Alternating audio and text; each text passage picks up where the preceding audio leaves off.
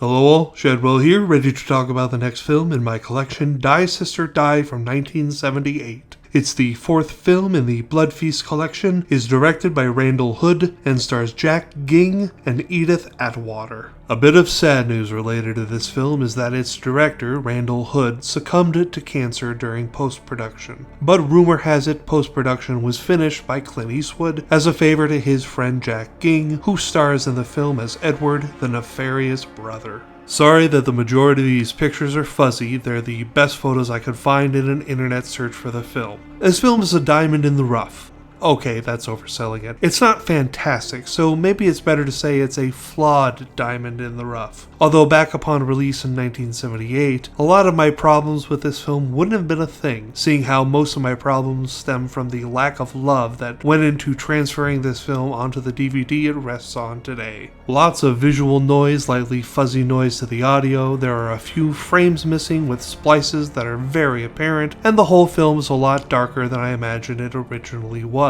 These things are unfortunate, but this is a cheap collection of 5 older horror films, so sadly you get what you paid for, which is the rough I was referring to earlier, and which is why we watched my good copy of Pieces last review instead of the version in this collection. This is all unfortunate because, unlike the films in a collection like the Fitted Decrepit Crypt of Nightmares, this film deserves better, and more unfortunately, I think that at this time this is the only copy on DVD you can get of this film. This film starts out with an elderly woman attempting to unalive herself but is saved through the intervention of a town doctor and her younger brother, who as it turns out was just keeping up appearances because he hires a personal nurse with a past to live with her and watch after her. But he adds that if she attempts to unalive herself again, the nurse is to let nature take its course because there's a large cash settlement in it for him if his sister passes. But does the nurse follow directions, or does she come to the aid of the sister? There's other stuff going on, but this is the main plot. I really liked this film, and that surprised me because I was expecting a dud. How could this collection of 5 lesser heard of horror films have not 1 but 2 bangers? Well, consider it possible because I'm giving Die Sister Die a B. It was remade in 2013, but I think that was done on the cheap and could be found in a Fitted Decrepit Crypt of Nightmares like collection. Well, tomorrow we find out that this collection can go 3 for 5 when we watch The Undertaker and His Pals. See y'all then.